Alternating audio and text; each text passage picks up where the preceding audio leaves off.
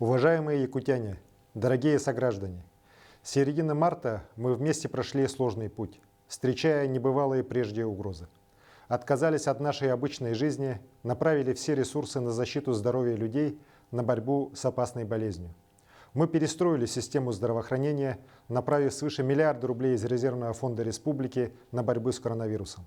Открыли инфекционные стационары в районах и в столице, увеличили до свыше 1500 количество коек для лечения больных коронавирусом, оснастили их необходимым оборудованием. Более 1100 медицинских работников, врачей, медсестер, санитаров все это время самоотверженно работают, не видя свои семьи, отдавая все силы лечению заболевших людей.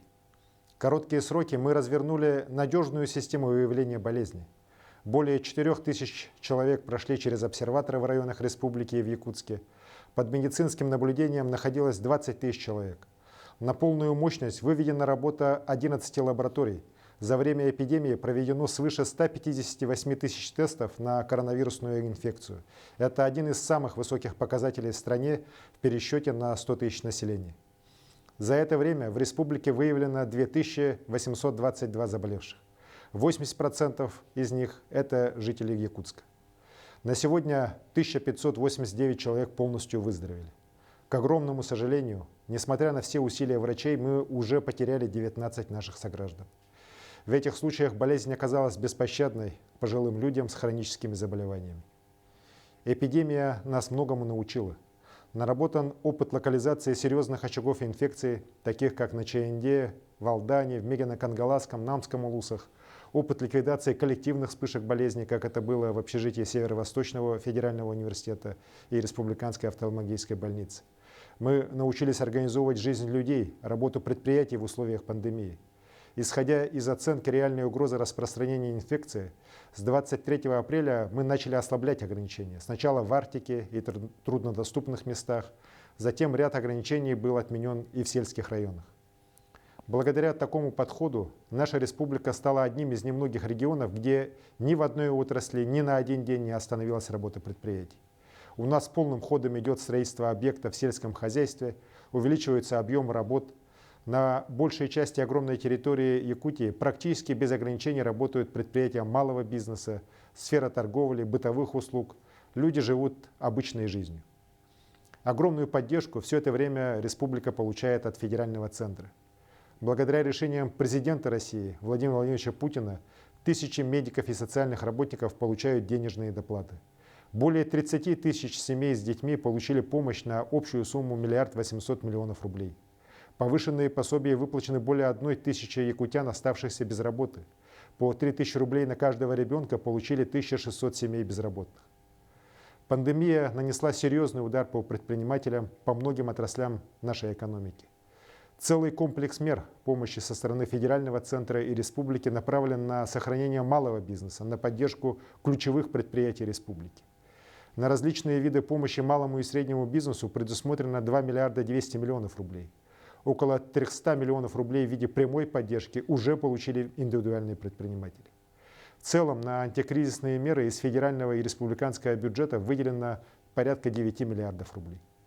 Сейчас мы уже видим, что беспрецедентные меры поддержки, а также то, что мы не стали вводить чрезмерные ограничения, позволяют не допускать критического падения экономики. Теперь перед нами стоит задача выхода отраслей на взятые до пандемии темпы роста. Это будет очень непросто. Слишком серьезным стал удар по экономике не только республики, но и страны, да и всего мира. Но жизнь, дорогие друзья, ни в коем случае не останавливается. Она идет вперед, и нам надо возвращаться к нормальной жизни. Благодаря всем принятым мерам, благодаря самодисциплине и ответственности подавляющего большинства якутян, сейчас у нас постепенно появляется такая возможность. Пройдя пики заболеваемости в 20-х числах мая, мы вышли на стабилизацию эпидемиологической ситуации. С 4 июня коэффициент распространения у нас не превышает единицы. А это важнейший критерий, установленный Роспотребнадзором для начала снятия ограничений. В эти дни республиканский оперативный штаб провел большую работу по оценке ситуации. Исходя из этого, с учетом предложений главного санитарного врача республики, принято решение по первому этапу ослабления ограничений. Для первой и второй групп районов в арктической зоне и сельской местности, где практически все ограничения уже были сняты ранее, ничего не меняется. А в городах и поселках, где действует режим полной самоизоляции, с 15 июня начнут работать предприятия бытовых услуг, таких как парикмахерские, салоны красоты, откроются косметические спа-центры, массажные кабинеты.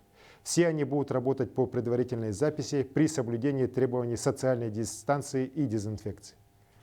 Откроются магазины, расположенные в многоквартирных жилых домах. У них обязательно должен быть отдельный вход, и также обеспечивается социальное дистанцирование в торговом зале не менее 4 квадратных метров на одного покупателя. Масочный режим для всех жителей остается обязательным. Таковы на сегодня шаги по постепенному снятию ограничений. Эпидситуация, особенно в городе Якутске, где только-только достигнута еще неустойчивая стабильность, пока не позволяет большего. У нас есть дальнейший поэтапный план, по которому мы будем идти, неукоснительно следуя рекомендациям Роспотребнадзора, исключительно и только при положительной динамике снижения заболеваемости. На втором этапе с 22 июня планируется открыть летние кафе, торговые центры без работы фудкортов, разрешить в полном объеме работу общественного транспорта, включая межмуниципальные перевозки. При этом останутся ограничения для прибывающих в республику из других регионов. Они также должны самоизолироваться на 2 недели, чтобы избежать завоза инфекций. Переход на третий этап, когда будут сняты практически все ограничения, станет возможным при условии дальнейшего масштабного спада заболеваемости. Этот вопрос будет рассмотрен после 22 июня. Друзья, все мы очень устали от изоляции, от многочисленных ограничений, падения доходов. Но я не имею права на популистские необоснованные решения. Слишком велика будет цена ошибочных действий. Это здоровье и жизнь якутян. Мы все должны это понимать. Так же, как и то, что скорейший возврат к нормальной жизни зависит от ответственности и дисциплины каждого из нас. Поэтому будем четко следить за ситуацией, делать все, чтобы дальше сдержать и победить болезнь. И как только позволит обстановка, без промедления ни на один день снимем все запреты. А сейчас одна из самых главных задач, наряду с организацией голосования по поправкам в Конституцию Российской Федерации, это успешная сдача единого государственного экзамена нашими выпускниками. Мы вместе должны сделать все, чтобы эпидемия не помешала ребятам, не сломала их планов на будущее.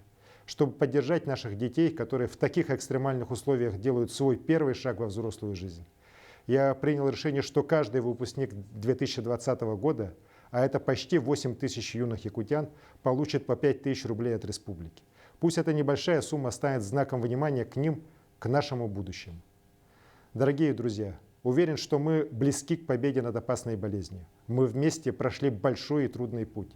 Я искренне благодарю наших медиков, работников Роспотребнадзора, волонтеров, всех тех, кто находился и находится на переднем крае помощи людям. Благодарю вас всех, дорогие мои якутяне, за терпение, понимание и поддержку. От всей души поздравляю вас с наступающим Днем России. Будем гордиться нашей Родиной, жить и трудиться во благо процветания нашей великой страны. Күнді сахам сирен олықтықтыры. Әхеге құтталақ бағаняны сөпкөйден, тулуян кілбекетігер ис сүрәқпеттен мақтанабын. Қаз биддегетігер бағарабын қытанақ дұрубияны, оны кәлен ехер Россия күйінен ититік істенлік әғірделейбін. Түрәбіт дойды бұтынан кен тұттуық бұд. Кені үйнерін хайдарын тұғығар бары бірге өліяқ беттен беге әрінебін.